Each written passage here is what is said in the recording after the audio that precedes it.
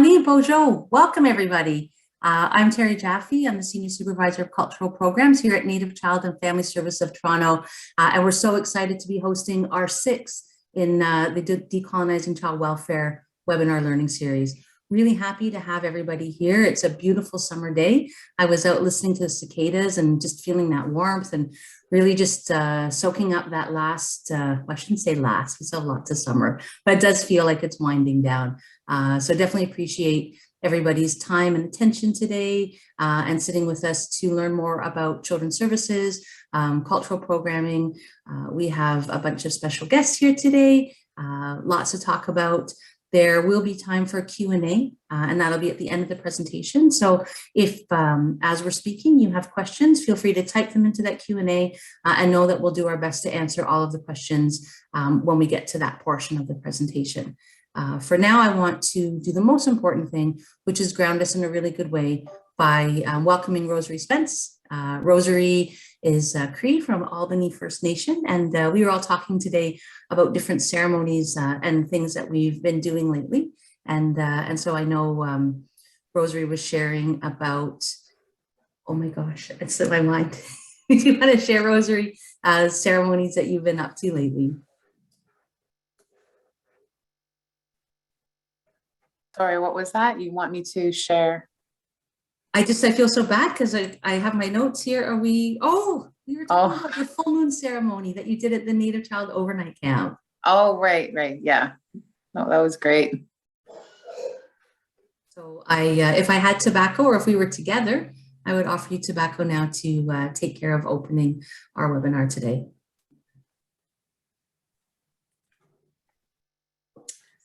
Good afternoon, everybody. Watch Miswe. Bismanapi Esquel on additional Hasson. Bistabel Kishin. Musquanadotem. I just want to start off by acknowledging our ancestors, our grandmothers and our grandfathers, and those that have moved on ahead of us into the spirit world. Acknowledging them in a good way with good hearts and good minds and with good intentions, and welcoming them into our space so that the work that we're doing is done in a good way for the betterment of mankind. I also want to acknowledge all of our relations, all of the four-leggeds, the animals, the creatures, the fish, the birds, the trees, the lands, the earths, the waterways, and everything in between. I also want to acknowledge all of our relatives, our families, close, distant, our children, our mothers, our fathers. Send them all good thoughts and good energy and healing thoughts as we continue to do this work. I'm going to light my medicine. I have sweetgrass today. And in our teachings, our sweetgrass is a good grounding medicine. It's a purifier. It's braided into three to acknowledge our mind, body, and spirit, and to bring all three together so that we can do good work. So I offer this smudge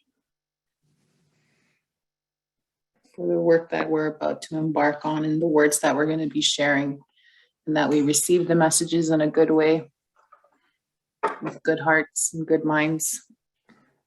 I'm also going to offer a song. And the song is a song that came to me many, many, many years ago when my children were still small. Well, I still have small children, but I guess my oldest, when she was small, she's going to be 24 soon. And this song came to me when she was about 4 years old. So it's about 20 years old. And it's sung in Cree. And it's called An Ode to My Child. And I feel like it's very suiting for what we're going to be talking about today. And that's why I want to share it. In Cree, the words translate to Natanis Kisagahitin. That means, my daughter, I love you. I'm going to be here for as long as you need me. And then it says, Nikosis Kisagahitin. My son, I love you. Otagaistan Espitaninan. I'll be here for as long as you need me. And it's an ode to our children and our responsibility and duties as parents to be there for our children, whether we are caretakers, caregivers, aunties, uncles, grandparents. These are our children, and we have to, that's our duty and our responsibility to make sure that they're safe, protected, loved, nurtured, and valued. Way oh hey oh hey oh hey ah. Metanes que sagiete ya ya ota kaitan espi danaminan heyo heya heyo. We oh hele oh ya oh ya ya ya. We oh hele oh ya ya ya oh ya hey oh hey oh. Negocios que sagie ya ya o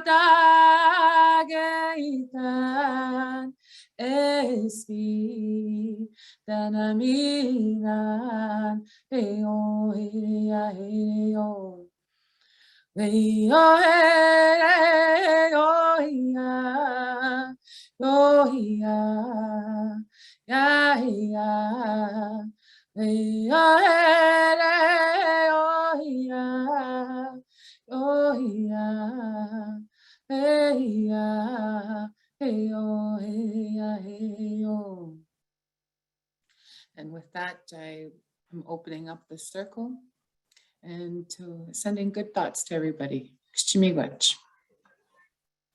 Oh, Chimigwich Rosary, that was just so beautiful, your song and your words, the kindness that you share with the medicine. Thank you for a beautiful opening. Like now to introduce Jeffrey Schiffer. Hi, Jeffrey. Jeffrey's the Executive Director here at Native Child and Family Services, and I know he's got some things to say to get us started.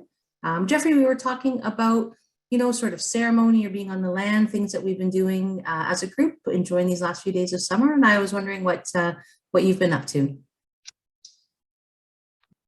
Did they freeze? Oh, no, I'm here. You know what? As the summer winds down and we get closer to fall, I love being outside. Yesterday, I escaped that torrential downpour that we had in the city of Toronto, but I have been spending lots of time out with the dog, going through the marine system, spending as much time in parks and getting outside as I can with my kids. Yeah. That's awesome. So thank you. I just want to start by acknowledging Rosary, and Rosary, thank you for getting us started in such a good way and setting the stage in such a good way. And I just also want to acknowledge all of the staff who work behind the scenes to make these learning series happen. This is the last one, number 6, and it's been a whirlwind. It's amazing to think that over the last year we've had 6 of these. Every 60 days we've had one of these. In between each of the sessions, we've been meeting with our community advisory, and we've talked with literally hundreds of people over the last 11 months about the work that we do at Native Child, about the complexity of that colonial mandate that we inherited, around the work that we want to do with community to continue to change it, around what does good look like for Indigenous child and family well-being in the city of Toronto, and how do we continue to do that in ways that are self-determined and co-developed with the Indigenous community. This one is special for me in a number of ways, not only because it's the last one, but this is children's services, and every webinar talked about kids, but we keep the kids we keep children at the center of everything we do at Native Child, and we talk about ourselves as being an integrated agency, as being a multi-service agency. We talk about that initial service model that was given to us by community through 4 days of fasting, given to us almost by the ancestors, by the land itself, right? When we sit and we fast and we do ceremony on the land. And And that model that arose, that service model that arose, that continues to guide us today, recognizes that the colonial system of child welfare will never fully be decolonized, that we can't really change child welfare. You can't perfect child welfare by doing child welfare. You need to change it or decolonize it or remake it through culturally grounded support services, through Indigenous practice, which is why the core of our agency is those prevention services. And today we're going to talk about children's services. We're going to talk about how our teams across those agencies certainly have to enact, the rules and regulations that are required by all agencies that have our mandate. But it talks a lot about how we do that work differently and how that work is committed to a process of being integrated with all of our other cultural services and supports. And so I'm excited to have Courtney and her team and to have someone from community, to have Jama here. I mean, I'm always inspired when I hear Jama speak, but to have him come and talk about his experience with Native Child is going to be a gift for us. And I think I want to remind people that this is sort of, a process of closing out our learning series that we've been doing over the last year, but this is leading us up to September 30th, which is going to be our first community report back. Last year on September 30th, Canada's first day of National Day of Truth and Reconciliation, we made a number of commitments, one of which was to go through this learning series, right? Another was to work with a community advisory. This is an opportunity for us to talk about what exists at Native Child too. The next part of that conversation is where do we go from here, right? And I'm really excited, and I hope that those who joined us today and those who were not able to join us but participated in other series are able to join us on September 30th so that we really can talk about what has emerged through all of the conversations we've had over the last year through our new strategic planning process and what we're hoping to do together with community over the next year in terms of our continued work in decolonizing child and family well-being across Toronto and Peel regions. So with that, I'll just thank all of you for joining us today. Say Chini Gwetch, and Terry, I'll turn things back over to you. Thank you. I'd like to now introduce Courtney Dorian. Hi, Courtney. Hello. Courtney's been with the agency for 10 years. She's the supervisor of Children's Services Team 1, and she's doing the big presentation today. So again, reminding folks that if you have questions for Courtney or any of the panelists, just type them in the Q&A and we will get to them at the end. I know when we were talking about ceremony in summer, Courtney shared that she was recently at Crawford Lake, receiving Longhouse teachings from the Haudenosaunee folks there, as well as from Kevin Sr., who's a knowledge carrier on our team. And it sounds like a wonderful day, Courtney. It was a beautiful day that we got to take part in with our kids in youth and care. So it was great. Thank you for having me. And I think if we could bring up the presentation now, that would be good. And I just would also like to acknowledge Rosary for that incredibly beautiful opening. And it's tough to follow, but I will do my best here. So as mentioned, I will be presenting on Children's Service today, and I am one of 2 supervisors for the Children's Service Department. I supervise Team 1, and Team 2 is supervised by Mary Highstead. If we could go to the next slide. So I always like to start with our mission because it really does ground the good work that we do here at Native Child. So Native Child and Family Services of Toronto strives to provide for a quality of life, well-being, caring, and healing for our children and families in the Toronto Native community. It does this by creating a service model that is culture-based, respecting the values of Native people, the extended family, and the right to self-determination. Perfect. So whenever we're doing this good work and when I'm presenting or offering a training, I like to go back to the 7 grandfather teachings. So just a reminder that we all have wisdom to share. We all have the courage to speak. When we're speaking, we need to speak the truth. Honesty is always the best policy. We need to respect the opinion of others, love and support one another, and exercise humility when we're sharing. So as I mentioned, I'm presenting on the long-term children's service teams, and there are 2 long-term children's service teams at Native Child. So this group of dynamic workers support and ensure the well-being of children in care and our youth who are transitioning out of care. Children's service workers support children who reside in care with customary care parents, children who are living with kin families, children who reside in alternative care placements, and youth who are living independently. Children's service workers collaborate with First Nation communities, birth parents, extended family members, holistic services, and other various collaterals in the community to ensure all children and youth are supported with their physical, mental, and spiritual well-being. So hopefully many of you have taken part in previous webinars with our child and family wellbeing and intake departments. So we know there's different types of admission into care. Children's service typically works with children who are in care under extended society care, and that's with or without access. So the child is placed in the permanent care and custody of Native child for the purpose of either adoption or long-term care. Our team also works with children who are in care under a customary care agreement. The child is in care by way of an agreement with the parents, First Nation, the child, and Native child. So this agreement is voluntary and not before the courts.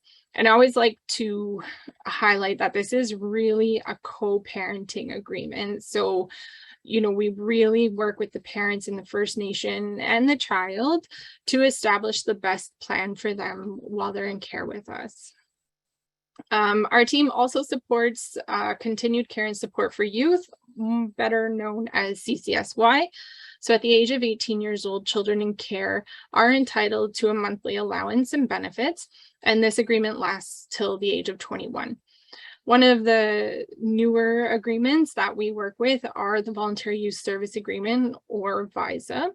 So this is a voluntary agreement, which is supported by the OCL's office for children aged 16 and 17 years old, where a protection concern is identified. And like CCSY youth, VISA youth are entitled to a monthly allowance and benefits, and we're really just supporting them on their independence journey as well. And at the age of 18, they do sign a CCSY agreement, and where they receive support as well up until the age of 21. I could have the next, perfect. So building relationships. We know that entering care is very hard on children and youth, and it's important that children's service workers and our child and family well-being workers take the time to build relationships with the children and youth that they work with. So we have to take the time to learn about their likes, their dislikes, how school is going, who their friends are, who's their best friend, what are their goals, who are their people, how's family. These little things are just so important to their overall care. In addition to building relationships with our children and youth, it's equally important that we develop relationships with their alternative caregivers, their First Nation communities, their birth family members. We know the members of a child or youth care team play a vital role in their lives, and they must be included as a part of the team. Again, as I mentioned at the start, it's important in the day-to-day good work that we do with babies, children, youth, and caregivers that we practice the 7 grandfather teachings. So now I'm going to talk about some of our ministry standard visits and also at Native Child, our best practice visits. So our ministry standards, we have our 7-day, 30-day, and 90-day visits. So a 7-day visit is to be completed within 7 days of a child's admission into care or with a change of placement. This visit must take place where the child lives. The worker must meet privately with the child, and the worker must review rights and responsibilities for a child and the complaints procedure with the child and with the caregiver. Next, we have the 30-day visit. So again, this visit takes place within 30 days of a child coming into care or with their change of placement. This visit must be done in person, and a private visit, again, between the worker and the child needs to occur. So the ministry standard is that visits must happen every 90 days. So every 3 months, a child must be seen privately within their home. There needs to be a review of the rights and responsibilities and the complaints procedure. As I mentioned, at Native Child, we do have a best practice. So it is our best practice that our child and family well-being workers and our children's service workers are visiting with their children and youth on a monthly basis. So monthly visits allow for workers to develop those really supportive and positive relationships with the children and youth in our care, along with their caregivers. So these visits can also be done in the community, in the home. Sometimes workers will go out and visit the youth at their school or kind of wherever the youth or child is comfortable. And I just like to note here too that although our best practice is a monthly basis, if there's a child or youth who requires that extra support, the workers will visit more often. So if we have a youth who, you know, is preparing to take that leap into independence and is looking for housing support, the worker can visit with them multiple times. It really is just dependent on the child's need. So the next couple of slides, I'm going to talk about some of our ministry standard recordings that we must do. So the first one's going to be the plan of care. So plan of care recordings, they must take place, meetings, they must take place and are documented within 30 days of a child coming into care, or again at a change of placement. Then again at 90 days, 180 days, and every 6 months after that. Unless there's a safety concern or a no access order, plan of care meetings are typically held at our office with the worker, alternative caregiver, child, and should include the birth parents, the First Nation, and other professionals who support the child. Again, here, you know, we really strive to work collaboratively with First Nation communities and extended family members to develop these plans of care for our children and youth. We just know the importance, you know, communities and family members play in the overall well-being of our children and youth. So a plan of care has a number of dimensions which we must speak to. So I'll give you an example. I'll go through the dimensions and give an example under each one. The first one is health. So here workers are really talking about medical appointments, dental, any specialist appointments that take place, a child's diet, how they're sleeping, so just their overall physical health and well-being. Identity, here we're talking about how does the kid view themselves? What is important to their identity? So what activities do they like to take part in? Cultural practices, anything to just that supports their positive identity. Education, here we're talking about what grade are they in, what school do they go to, their report cards are included in here. Do they require any additional support like an IEP, tutoring? For our little ones who may not be in school yet, we're talking about their development. So are they attending early on programs? What are we doing to support their development? For those that are maybe moving on to post-secondary, what's their goal? Where are they applying to? What's their next step? Next, we have family and social relationships. So here we're talking about the connection to their birth family, extended family members, siblings. We're also talking about how are they fitting in within the home that they're living in. Social relationships, again, who's their best friend? What does social relationships look like for them? Are they a social butterfly? Are they a little more quiet? Do they need a little support with that, with building those relationships? Emotional and behavioral development. So just again, ensuring their overall well-being here, you know, what supports are in place to ensure they are in good emotional health, behavior supports, are they having a little bit of difficulty? What does that look like? Social presentation. This one is kind of, it's all about the kid, who they are, what's their style, you know, how do they like to wear their hair? How do they like to dress? What's their outfits look like? That sort of thing. How do they like to decorate their room? What are they into?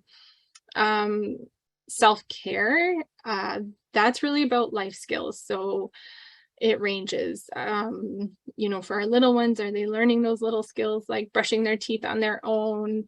Can they tie their shoes? To our older ones, are they taking part in chores within the home?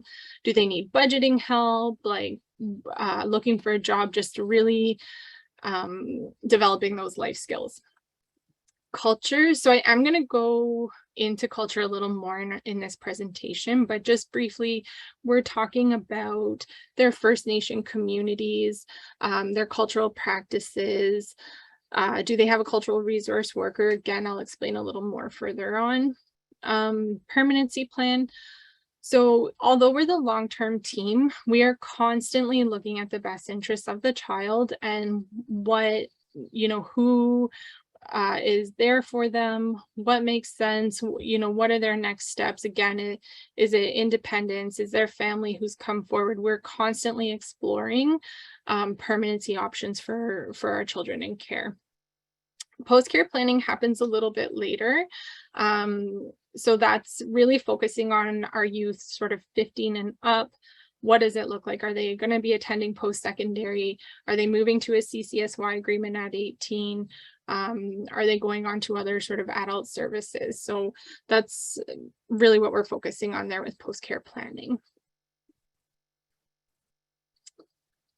So the next recording I'm going to talk about is the social history, and this one is really, really important to me. One that I like to emphasize because this really is the child's story. So this is capturing the life of a child, prior to coming into care, while they're in care. This recording is updated on a yearly basis, and this story is written by the worker with the input from the child, caregivers, family members. It includes milestones and events that are important to the child, both individually and in relation to their family and alternative caregiver. So this initial document is completed within 60 days of a child coming into care, and as I mentioned, we update it yearly. So this social history includes information on the child's development, their education, information, health and sexuality, birth parents and extended family members, First Nation and culture. And where this sort of differs from a plan of care is that it really reads like a story. So as you update it yearly, all that information, previous remains, and it starts to just really capture each year of a child's life.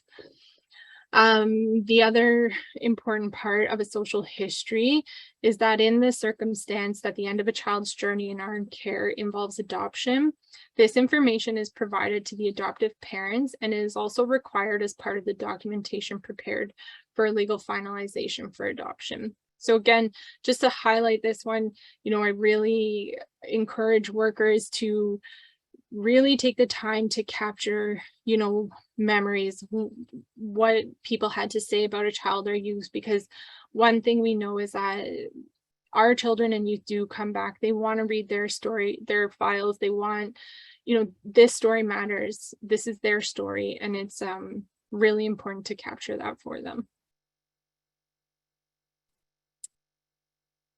So culture. So all children have the right to learn about and explore their culture in a safe and supportive way.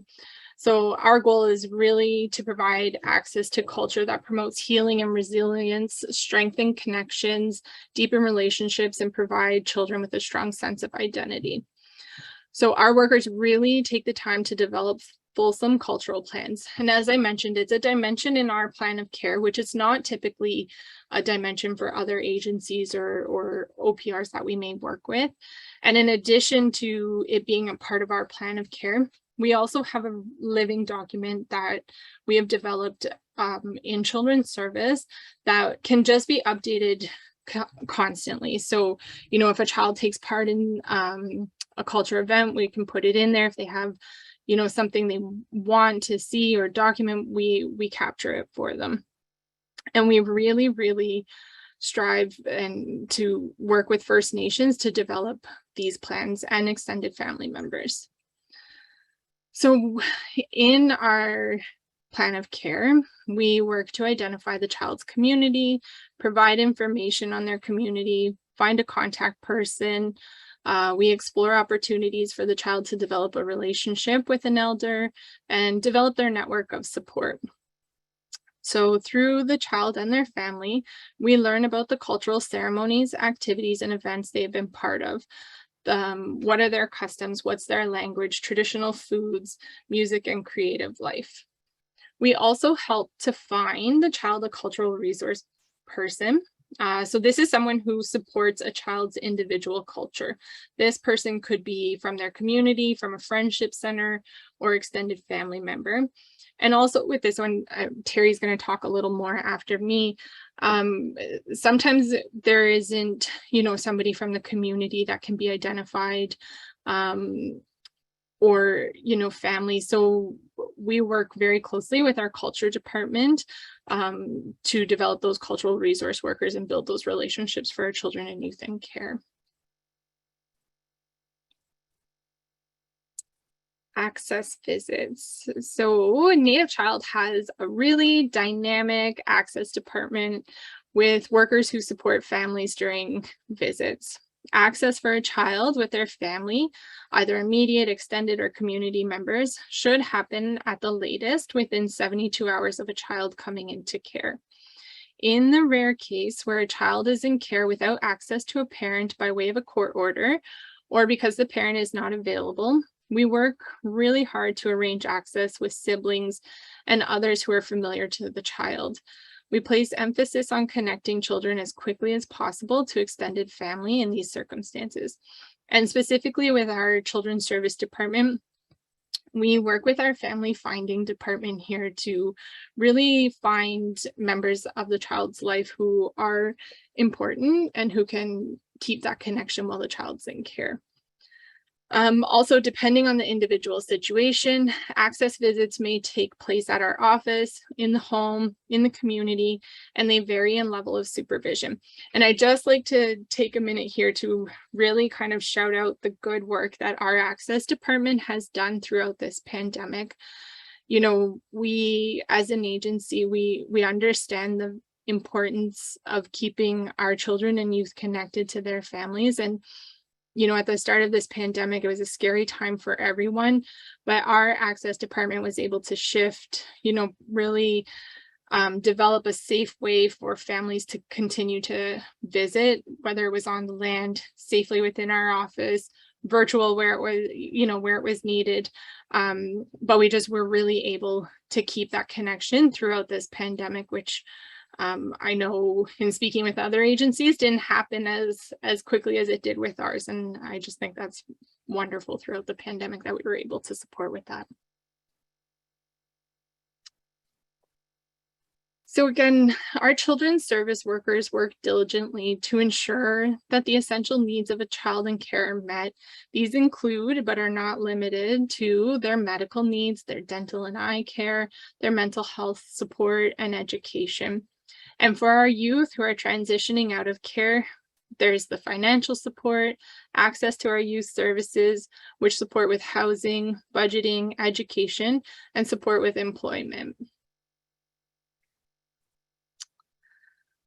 So some of the additional supports that our children's service workers work with, we have an education liaison. We're actually really fortunate in children's service. So our education liaison sits on one of the children's service teams, and their role is to specifically work with children in care and our youth in care to support their academic journey. So the education liaison is able to accompany children's service workers on school meetings. They're able to advocate for a child or youth in care who may need additional supports or assessments.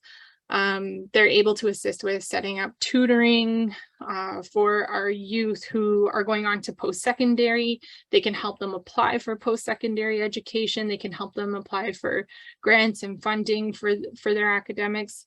We're really fortunate. So this is a service that sits within our department. We also work very closely with our Native Youth Resource Center. This service includes youth and transition workers, life skill programs, employment support, housing workers, and cultural supports. And, our sort of time with our youth ends. I don't like saying it that way, but at 21. However, with the NYRC, they can still receive services up to the age of 29. So we work so closely with them to make sure our youth are well connected there and can continue to receive supports when we're no longer involved. As mentioned, we also work with our culture team. They provide cultural resource workers for our kids, support with teachings and ceremonies, and some of the events that we do for our kids in care. As mentioned at the beginning, I had the pleasure of taking part in our Kids in Care Day at Crawford Lake, and Kevin was part of that. And while Crawford Lake was giving us teachings, Kevin was right there giving us teachings as well, and it was just a wonderful day. Yeah, so I think that's it there. And I'm sure you've heard me talk enough, which is wonderful. So next I'll introduce Terry. Terry's been with the agency for 5 years, and she's the senior supervisor of the cultural program department. And when we were having those conversations earlier, Terry is just, you could see it sort of all over you, Terry. You're super excited for our upcoming powwow. I really am. Thanks, Courtney. I loved listening to your presentation and, really emphasizing again, like the great work that your team does, but especially in regards to culture. And, that's where my heart is. When I came to the agency 5 years ago, I came to the agency because my family and I had been accessing cultural programs. We've been coming to Culture Night. We've been attending powwows. And so my heart's always been there. And that's part of my personal journey as a person who was adopted at birth. I'm a Blackfoot Métis woman from Treaty 6, but I was adopted at birth and raised here in Toronto. And so my journey to reclaim culture, is particularly important and very healing for me. And that's the passion that grounds me in the work that I do. And it grounds me in what we offer to the agency, just that real understanding and belief that that children should be connected to their culture of birth, from the time of birth, and have those connections throughout their lives. So I made some notes. I don't have slides. I'm more of a talking. I call it maybe storytelling. So it's a funny format to do this here on Zoom with all of you today. But I did want to talk about some of the things that our team offers. And again, it's been touched on throughout the presentation, from our opening with Rosary Spence, who is a cultural resource worker on the culture team, to how Jeffrey talked about the agency being, grounded in culture from birth. Birth in culture with ceremony. Our service model came from ceremony. The agency has always had a culture team, and I'm just really lucky to be in a position now to be part of a bigger team and a growing team and being able to do more. And so I just want to also acknowledge that and acknowledge all the amazing culture work that happens outside the team, at the hubs and the sites where I'm sure, right now as we're speaking, there's people making items for their bundles. There's families together on the land. I know there's folks doing Cree language teachings at our overnight camp. So culture happens throughout the agency. And I just really want to emphasize that because my team and myself, we can't take all the credit for the delivery of these amazing services. What I did want to talk about today are the services that we provide that directly support the children in care. And so we think about culture and we think about cultural resource workers, and also have to acknowledge our elders and knowledge carriers, particularly Kevin, who was mentioned earlier. And Kevin really grounds our team along with the support of Alita Sauvé. And so we always look for guidance from our elders and knowledge carriers. The cultural resource workers are folks who definitely are on a significant cultural journey, have lots of teachings to share, but they're also there as connection points. So when they visit with children, when they make connections with children, they help connect the children to, could be elders from their own home community. It could be the knowledge carriers that we work with internally. It could be someone to conduct them through a particular rite of passage. We really try and be child-led. So we're listening to what the children's interested in. I mean, culture can be so many things. Courtney mentioned I'm excited for powwow. Definitely that's something that I like to express for culture, visiting powwow. Not really a dancer, although I love the intertribals, but definitely eating the foods, purchasing things from the vendors. The sunrise ceremony is really touching and the highlight of the day for me. And so I know that's something that our children love to do, and they take inspiration. Maybe they want to make a regalia, maybe they want to learn to drum some songs. Maybe they get really interested in medicines or making things. Drew a blank because there's so many great things we can make. Maybe things from birch bark or quill work. We really listen to the kids, and then if we can't provide the teaching, we connect them with folks who can. When the team started developing and when we came together with children's services, with resource workers to look at what was needed in the homes, we really wanted to get grounded. And so we thought about three kind of pillars, three significant areas that guide our work. And so this is what I've been talking about a lot for the last year, and that's relationships, identities, and values. And we thought about what it would be like, to be growing up in care, maybe disconnected from your nation or your bio family, but wanting to still, have strong connections. And so we visioned this idea of what it would take for someone to be a successful and healthy adult. And so relationships obviously are key. I mean, that's such a foundational teaching for so many Indigenous people, that idea of all my relations. And so we work with children to have connections to their families, to their extended families, to kin, to their home community, and have those strong relationships. We work to help them find relationships to cultural folks. So whether that's resource workers on my team, community elders and knowledge carriers, those significant cultural relationships that can help ground them and guide them through childhood, youth, and hopefully into adulthood, and relationship to self, which is also a significant part of a person's well-being. When we think about values, I so appreciate how Courtney started her presentation talking about the second grandfathers. And those are the values that we've kind of chosen as a team to ground ourselves in and emphasize. But I also want to recognize that different Indigenous nations have different value systems with significant teachings. And, if a child comes from Cree country and they prefer using TP teachings as their values, and of course, we're going to work with the child to find the appropriate resources. But just those things that are so significant that help a person feel strong in who they are and guide them on a good path in life. And then I think last but not least, the idea of identity. So we're focused specifically on Indigenous identity, but recognizing that our children come from many directions. We have lots of Afro-Indigenous children in our care. We have children that have mixed race ancestry from all over the world. And we want them to feel proud and good and strong about their identity from all their ancestors. I think of, where are all your grandparents from, and how can we support you in having that really strong identity? And then something that's so important to children today as well is their gender and sexual identity. And so we always want to be affirming and have that child really feel proud of who they are, know who they are. So know where they're from, know who they are. And then that, again, supports them in being successful as an adult.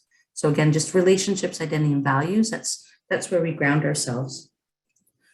The cultural resource workers came together and called this specific part of their work the Building Bundles with Banuji program. And I really love that name because I think it speaks to what they're doing, supporting children in building their bundles, not only of physical items. So, it could be something that starts with a smudge bowl and some medicines. Maybe they're going to make a drum, a shake or a rattle, maybe some piece of regalia. They'll have those physical items in their bundle, but also their bundle of teachings. So spirit names, rites of passage, traditions specific to their own community or First Nation, different ceremonial pieces, really just equipping children, with a robust bundle and a strong bundle that they can take with them. I really want to also think about Courtney's presentation when she talked about capturing the child's story and really being able to have the children know their stories and be part of that story. So I know that the cultural resource workers also support with our resource teams for the children's life books, and so help capture information about the children's cultural journey in their own life books so that they have these things that they can take with them wherever they go. We mentioned, again, some of the land-based things that we do. So again, summer, and I love summer, but I actually also say that I can be outside in the winter and love it equally as well. Just, you need a big coat and a hat. But we really like to focus being on the land. And, that was always something that was really important to me, and it's been important to the agency and the team. But we learned through COVID, just that reminder of how powerful and healing being on the land, being, feet on Mother Earth is. And so as much as possible, we like to have our visits in local parks, on our rooftop at 30 College, at our summer camp programs, whether that's the overnight program or day camp. Really being with kids out on the land is a cornerstone of the work that we do as well. And we do have currently 2 land-based days a year. So we bring folks together and we have a day of teachings and food and games and a lot of fun together. Again, with Feed on Mother Earth and just all the healing and nourishing that we get from days like that. Just looking at my notes. So just some of the things too I wanted to talk about as we've been building this program, and some of the things that warm my heart. So I can't take credit for any of this. This all goes back to the workers on the team. But they've been supporting access visits. So whether that's going to the rooftop garden, and I think they've been, supported some families with maybe picking some sage, going to different parks, visiting ceremony. I know that sometimes the visits are supervised and the resource worker will come along, and it's given a couple families the opportunity to do ceremony together in a way that's safe and meaningful for them. And I really love seeing that work. We also have gotten referrals from our Tikanagan team to attend hospital visits. And I love those stories of, families reaching out, often from out of the city, and they're here, in probably like a really stressful time in hospital, usually with a child that's not well. And so to be able to get cultural supports and have that resource worker come with medicines, with the drum, and just with an open ear, someone that they can talk to and listen to and have be there for them, I think has been really significant. The team is also really honored and privileged to be often called upon to attend Sacred Fire on behalf of those that have gone to Spirit World. And, it's work that is very humbling and very beautiful. It can be sad, but seeing community come together and really support those spirits on their journey is something that I think is an honor and a privilege to be asked to do as well. And then again, I just want to talk, and I'm going kind of fast, but maybe that's okay. I think we've covered lots of things in the presentation, but our special events. So we support our community events coordinator with the cultural pieces of all of the agency events. So again, powwow, I'll do a plug for that. That's on October 1st at Dufferin Grove Park. You can check out our social medias for more details about that. But this is the agency's 25th year of powwows. And so we're super excited to be celebrating that and back in person after 2 years of kind of hybrid, mostly remote type of events, being together and hearing that drum in person. It's going to be powerful. And so we're so excited to be able to participate in that as a team. And maybe you guys will come and have a chance to meet some of these great folks that are doing cultural work on behalf of the agency. We also have our regular culture nights, which again, we did virtual for a couple of years. And I saw some names in our attendee list today. So some familiar faces, folks that I think I've seen in the virtual culture night. So just letting you guys know, we are back in person Monday nights at 30 College. We have a dinner and we have a circle, and folks are really again excited and happy to be connecting and being back in person. And right now we're really focusing on medicines and harvesting. So using the amazing bounty from the rooftop garden at 30 College, harvesting things together, making things together, teas, salves, ointments, and then having a great meal. It's a wonderful night, so I'll be really happy to see you there. And again, then for workers as well, this is a great place to direct your families to come and just receive some teachings and make connections with the cultural resource workers. I do want to mention also that although we are focused today on children's services, the culture department serves any community member. So if you're listening and you're interested in services from our team, you definitely can reach out. You don't necessarily have to have a worker or be in any particular situation with the agency. We're happy to support everyone who comes as best as we can. So I think that's where I want to wrap it up. And now I have to switch from presenting hat to MC hat, but I want to welcome a community member. And we've got Jama. There he is. Jama Maxi's here. Jama, how are you doing? I'm doing excellent. Thank you so much. Okay, well, welcome, Jama. I know when we were talking earlier today, you mentioned that you are Afro-Indigenous, Lakota Sioux. that you were born on White Bear First Nation south of Regina, but that you've actually been in Toronto most of your life. And when we were talking about ceremony, you mentioned that this year was the first year that you were able to go home to your home nation. And it sounds like you're excited to go back. So welcome, Jama. I appreciate that. Yeah, thank you so much. Yeah, going back, I wouldn't say that it was something that I wasn't able to. I wasn't ready in my healing journey, and we all have our healing journeys. And when the time's right, and you come humbly to the Creator and ask Him for guidance, he'll give you those answers, right? And I've always wanted to do that my whole life, but the timing just wasn't right. And getting that opportunity was so fulfilling. It filled my cup, so to speak. And yeah, so for those of you who don't know me, my name is Jama Maxi. So I'm a community member, and I what I consider a practitioner, not a theorist. Theorists are a bunch of people who can tell you about a theory and something they read in a book. I'm a practitioner where I actually lived that life. I lived the child welfare system from the time before my first birthday. I was actually supposed to be one of those kids, back in the 90s, they were taking kids right at birth. Thank God I wasn't one of those cases, but I qualified for one of those cases for sure. So a little bit about myself. Yes, I was born White Bear First Nations. That is just south of Regina. It's very close to the border. My ancestry is in the Dakota Sioux. So that's just like North States. So I'm Afro-Indigenous. So my father is Ethiopian and my mother is Indigenous. So first I just wanted to growing up. So yeah, this is discomforting, speaking and being honorable and vulnerable. But it's what my ancestors would want me to do, so I don't hold back in what I'm about to share. So yeah, I was born on this reserve way out west. My mom was supposed to get help from my relatives out there, and she decided to move to Toronto, and that's when child welfare system was involved in our life heavily. When we moved back when I was like 5 months old. By the time I was 6 months old that October, I was born in March, that October, I was placed in care.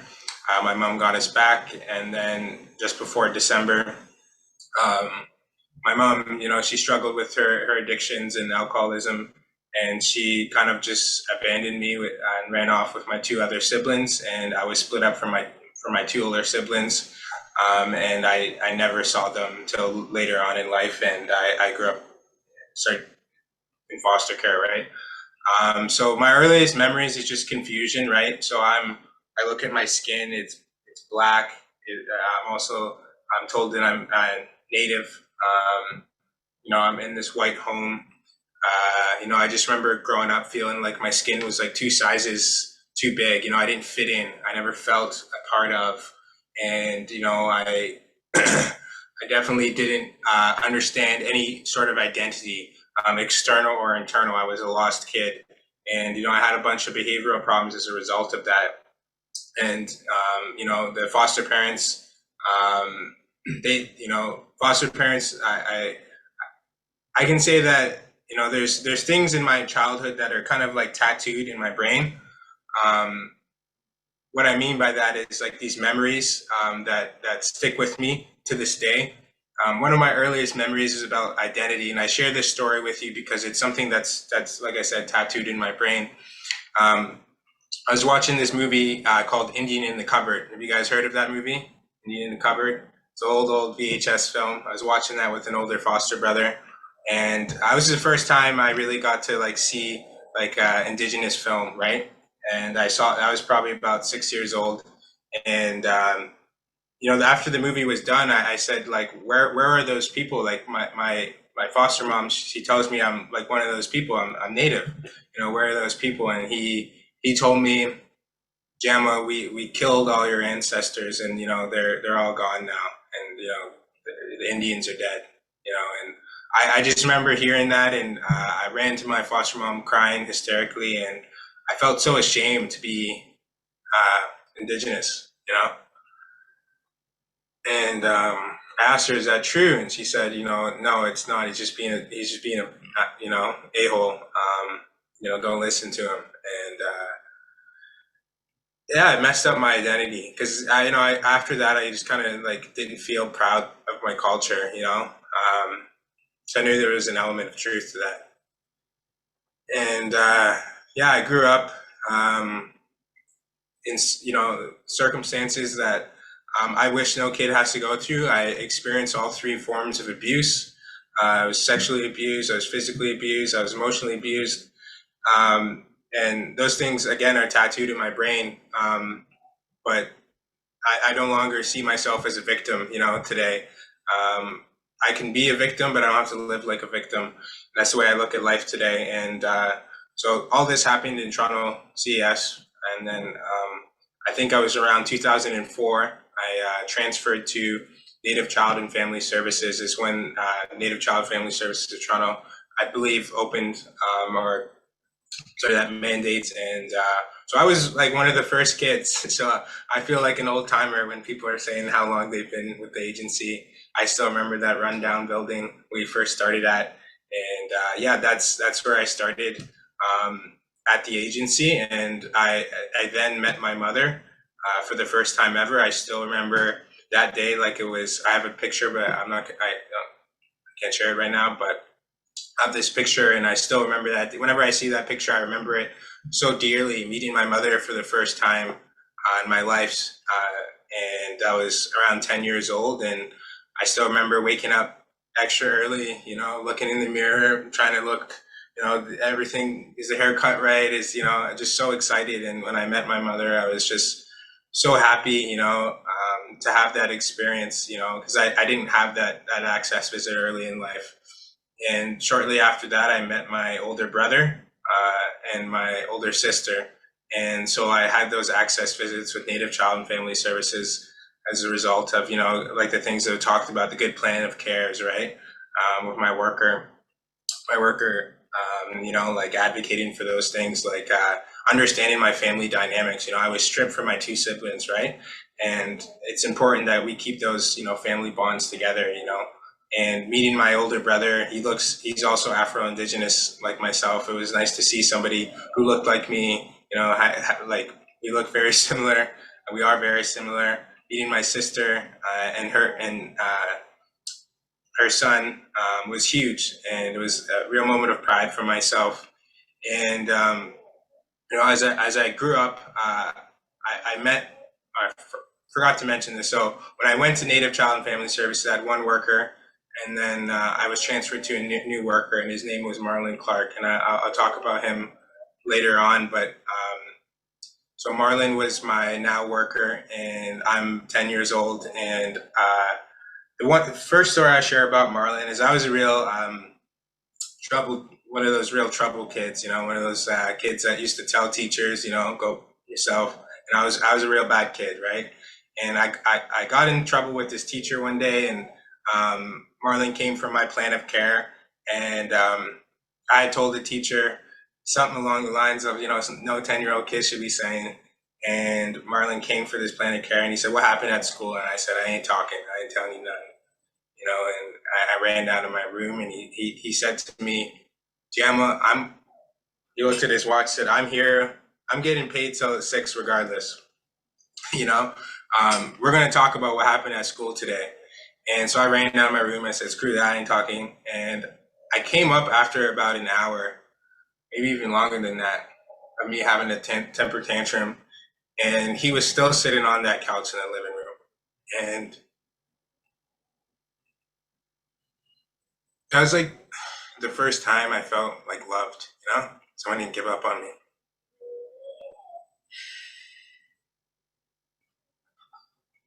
So I come up, and he's still there, and he wants to talk, and we sit down and we talk. And most workers would have left, said, "Screw it, it's getting close, dinner's going to be cold." He did it. And, we had that moment, and I talked about my behavior, and that's kind of how we built our bond. Like, I truly respected him, and I hadn't respected anybody in my life prior to this point. And so I go into high school, and he always pushes me to do sports. I was a very good athlete. I played rugby at a high level, and I got some success there. And he advocated for me to, for the agency, for me to pay for me to go on tour in Orlando, Florida. And the agency paid for my whole entire flight and time at Orlando, Florida at the ESPN sports facility for me to play in Florida. That was a huge moment for me. Like just knowing that the agency, is going to support me if I do good. So I played sports, and after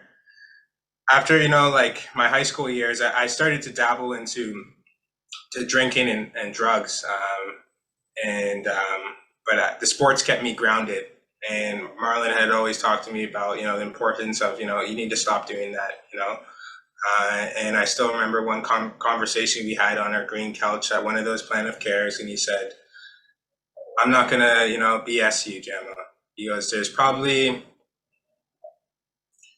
2 kids that are going to, out of all the kids I have on my caseload or I've done in my caseload, that are going to go to college or university and get a degree. And you're one of them. So, don't screw this up with the drinking and drugs. And I said, yeah, whatever, man. But I wish I could say that's where the story ended, and, I changed my life around, but it didn't. But I always remember that conversation, because that was the first time I had that kind of, kick in the butt. And, after I graduated high school on time, which I was super proud of. I didn't graduate with great grades. I graduated, which is a huge accomplishment. Coming from where I come from, and I went on to try college, and I failed, and I dropped out, and then I tried again, and I failed, and I dropped out, and I this time I was actually kind of kicked out from the college because of my behaviors and my academic probation, and I just felt like a complete failure. And this point in my life is around the 21 age out, just before that, before I aged out, and I used alcohol and drugs daily to mask my pain. I was a full-blown addict and alcoholic. I drank every single morning from the time I woke up. All these repressions of memories and childhood trauma were coming up, and I was using these drugs and alcohol to be my medicine. It was my medicine in the morning to get rid of all this pain that I'd been through and all these failures. I'm this person who's supposed to be somebody, and I'm just a complete failure. I'm sleeping in government housing. I'm a complete screw up. I eventually got myself to the point where I didn't have a roof over my head. I had 2 black garbage bags, and I was a bum. I was nobody, and I was going nowhere, and I had no purpose in life. And so about just after my 22nd birthday, I had a terrible summer. I suffered. I suffered mentally, emotionally, physically, spiritually. Was lost, and felt like garbage. And I decided to make a change, and I tried many times to change, but it wasn't successful. But my heart wasn't in it, and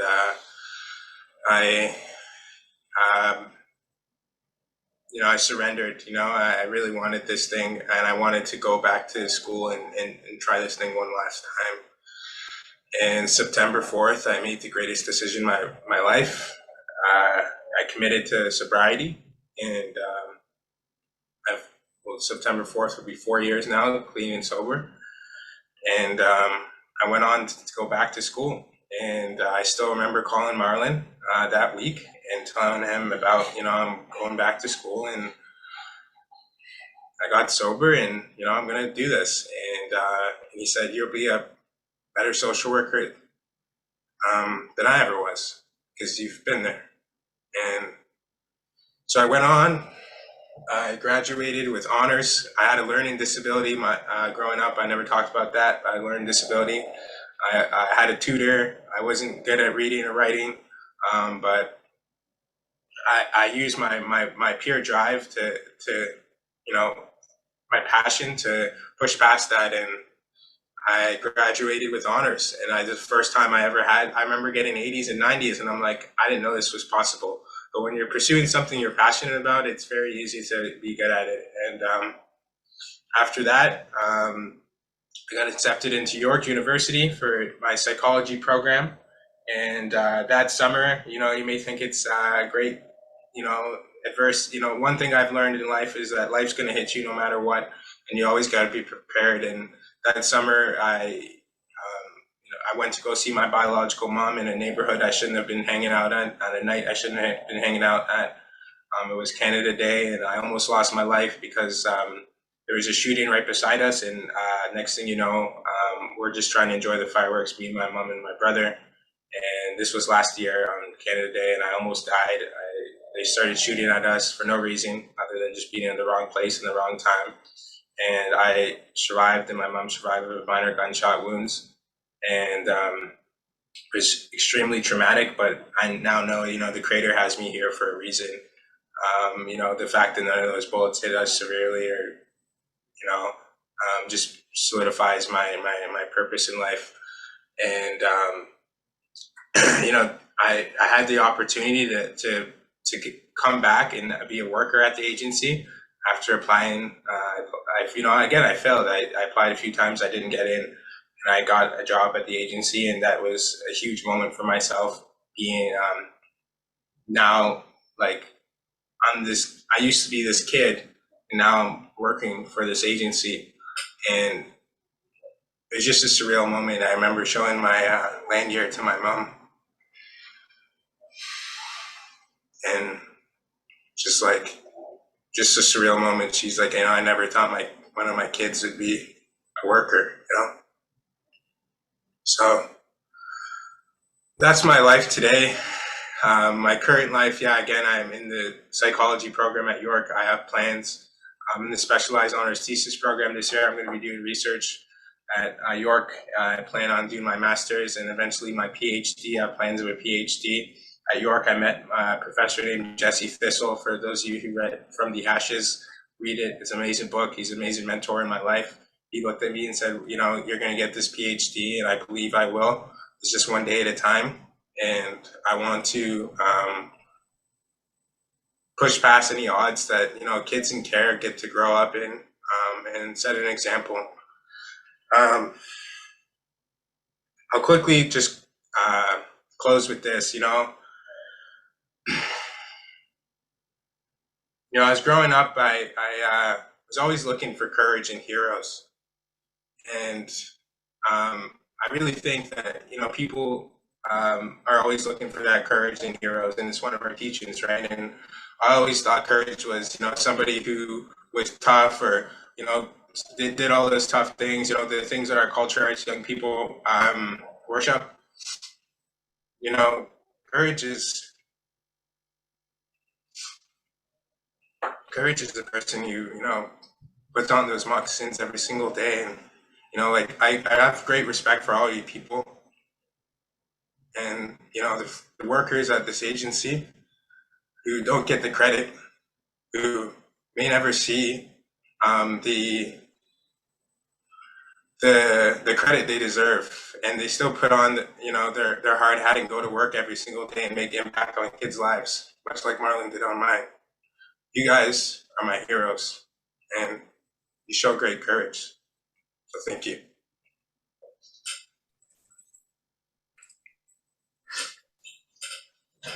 Gemma, thank you. I mean, speaking of showing great courage, listening to your story, the vulnerability you're showing with your emotions and tears, that's great courage to me.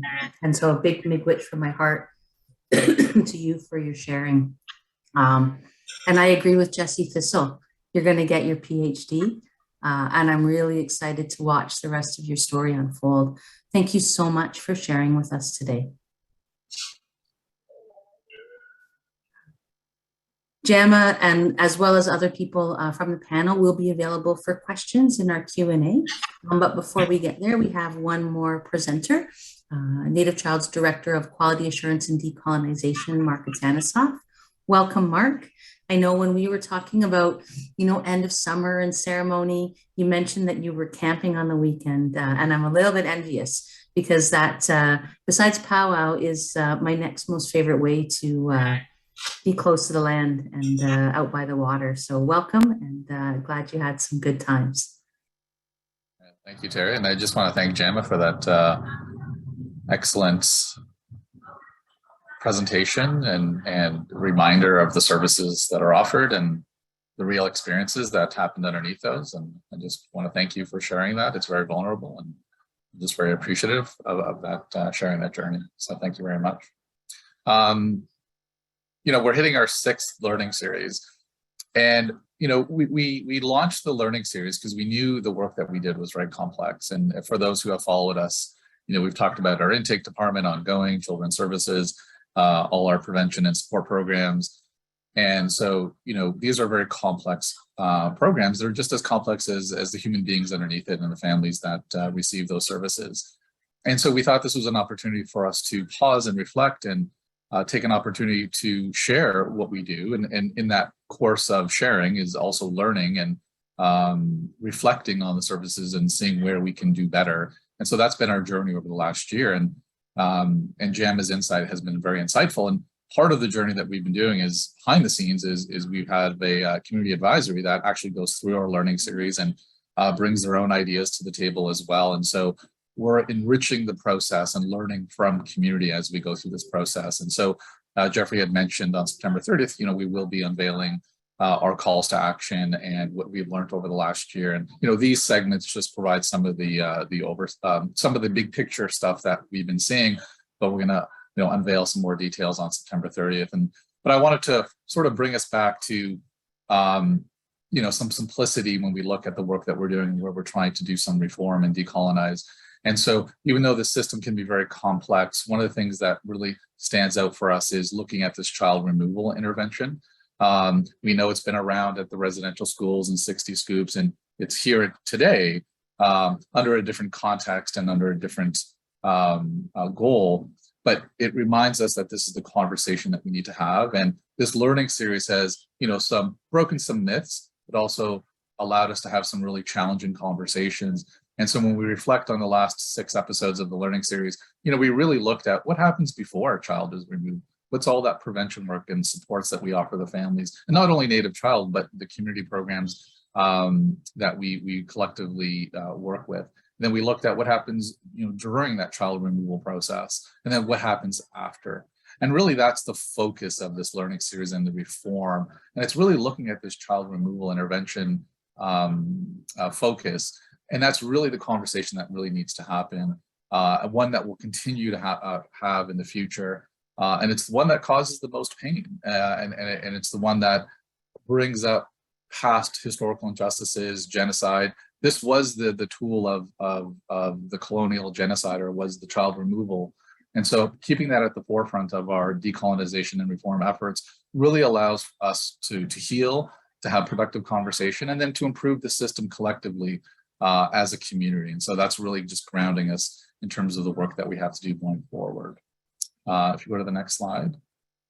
So some of the big picture stuff that we're looking at when we look at child welfare reform is actually looking at the systems outside the system. And so when we look at community programs as a system, this is where, when we look at all the service organizations, all the entities that service community, this is where we see the biggest opportunity where these systems can operate as a system. Actually, these community-based programs, it's the daycares, it's the early on centers, it's the concrete needs, it's the housing, it's the clinical services, it's the case management, is really trying to work with communities so we can do wraparound. And so we feel that if all these disparate programs can come together and operate as one to provide services to families in need, you're going to see the need for child welfare just diminish drastically.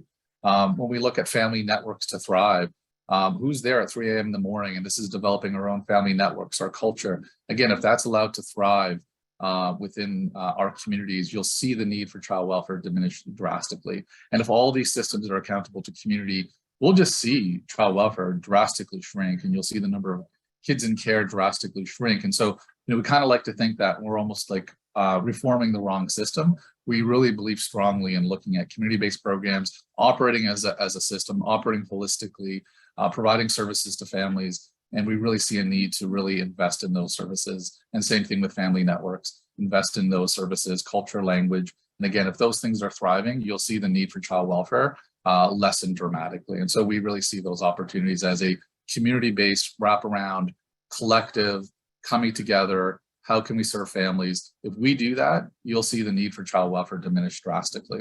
But when we do look at child welfare, if we go to the next slide, these are some of the things that we see that we can do better and focus on continuous improvement and really build on some successes. But one of the things that we see is and through this journey that we've learned is prevention within the child and family well-being system. And so this is where the majority of kids who interact with child welfare never come into care. And so there's a ton of opportunities to integrate services with the broader community. And we just feel that that's an untapped resource. We're doing it well now, but there's more to be done to really connect these families to the broader resources within community. Another aspect that we're looking at is tools and processes and the compliance that you guys heard about. None of these tools really have been validated by Indigenous communities, have been born by Indigenous communities. These are all mainstream tools. And we know there's discrimination in those tools. And so we would like to see over the next few years is really reshape these tools so they're designed by Indigenous communities, validated by Indigenous communities. And that's going to make a difference in how we offer services. And so that's the work ahead that we have to do. And through this learning series, we've identified there's numerous tools, colonial tools that we operate under. And you know what, that's just not good enough. And so we're going to look at those together as a community and redo those tools. Another one that we want to look at is staff well-being. And this was really articulated well by Gemma. It's the staff that work with community members that are the system, and having staff that are going to work off the clock, are going to be there for kids and families. It's a wonderful thing, but staff well-being is really important to really make sure that those love and relationships are there, and that it means everything. And so that's another component that we want to look at, is in terms of that staff well-being, because if staff are taken care of, then they're going to take care of community members. And so it's something that we really want to look at. Another one that we want to look at is decision validation. And again, I think Courtney had mentioned the courts, but this is where we want to really be transparent around how we make decisions in terms of removing a child or any other decision that's important around the well-being of a child and family. We want transparency, and where there is conflict or differences of opinions, we want to ground things in Indigenous ways of knowing. We want circle instead of court. And so there's a lot of work to be done around decision validation and really being transparent and developing those systems with community where it's not the court system that's involved, it's a circle, and really working collaboratively with families and communities. The last one here is the second last one is family experiences. And it's how a family and a child traverses the system that's important to us. And this is where we want to make sure that people feel heard, that they feel listened to, that they're experts in their own lives. And it's really making sure that the experience is important, as well as the end of the journey. And so that's something that we want to be held accountable for, and really listen to families. We want to make sure that families get a call back the next day, and that they understand why their file is open. So all of these things around experiences matter, and we really want to promote that as a reform initiative going forward. And then lastly, we want to focus on outcomes. And here we highlight long-term youth in care. And it's really that special accountability that is owed to those children that age out in the system, and the supports that they need for success after 21. And that's something that we want to really focus in on, are those outcomes for folks. And underneath all that is the mandates that give us the authority to do this work from community. That's something else that we want to look at as well. So that's a little bit about some high level stuff that we're working on. We'll have much more details on September 30th in our report back, but it just gives you guys a little bit of some of our thinking. And this is all grounded in our community advisory. We have a staff advisory and all the work that we're doing with others and other stakeholders to really ground this work in some tangibility that folks can start to see as the years progress.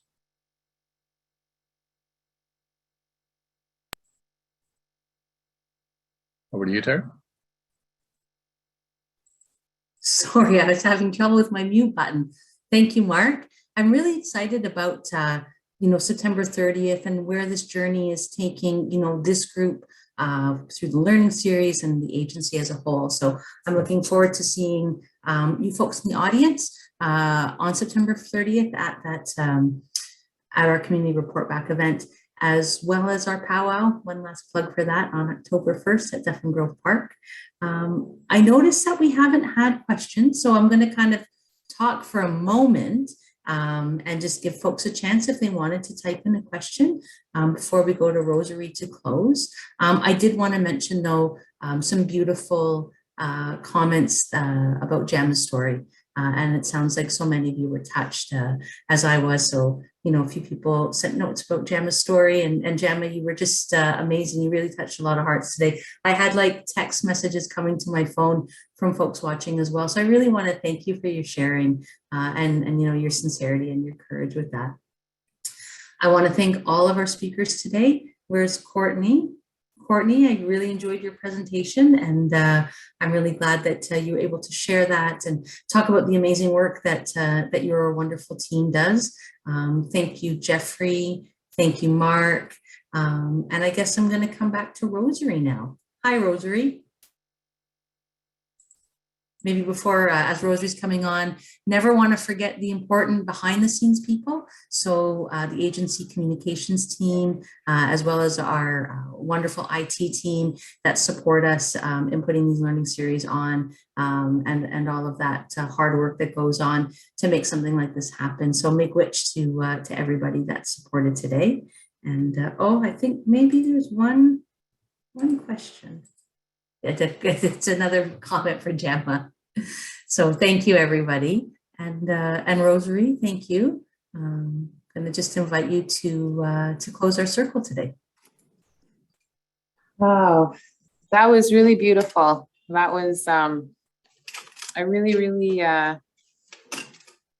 resonated and felt Gemma's story.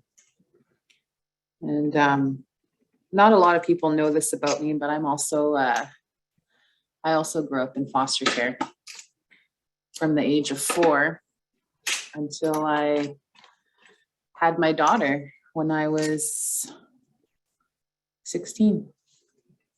She's now 24. And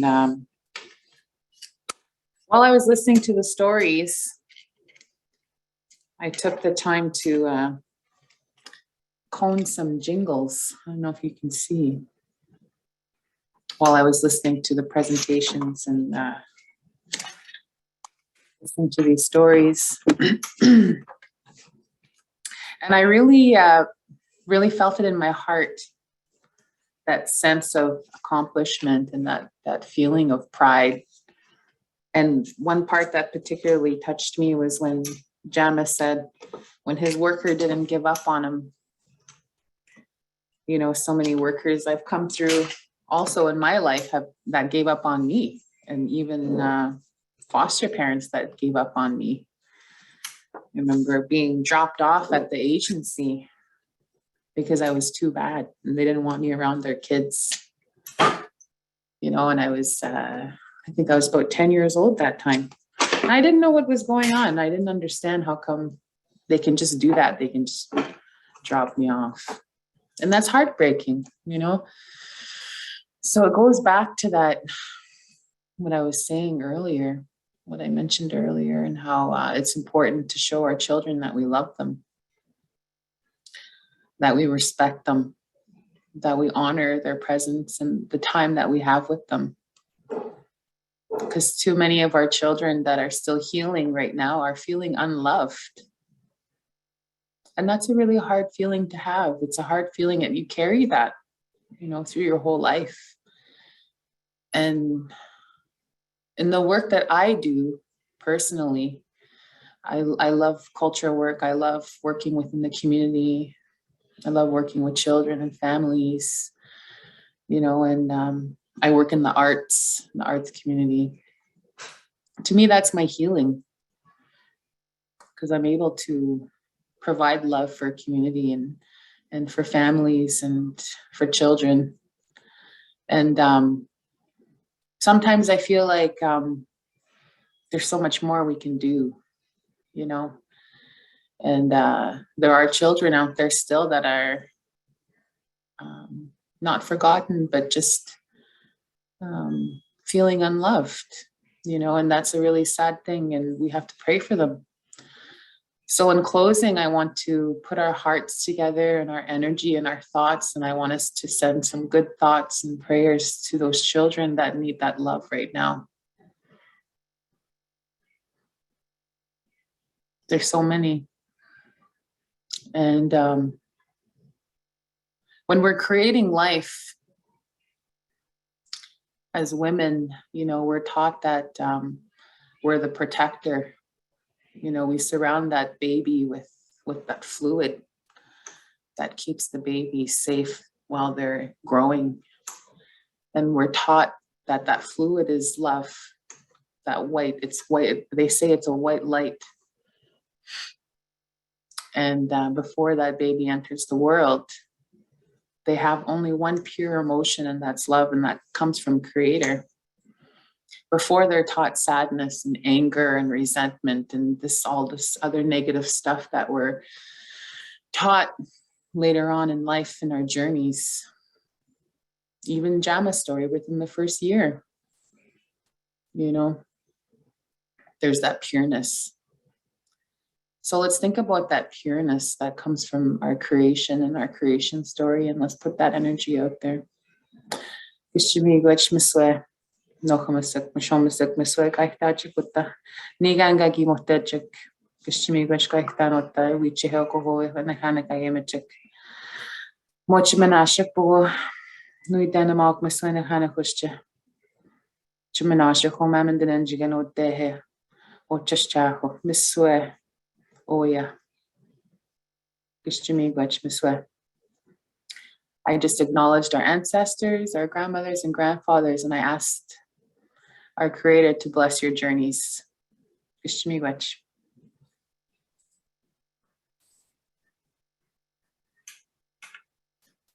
Miigwech, Rosary.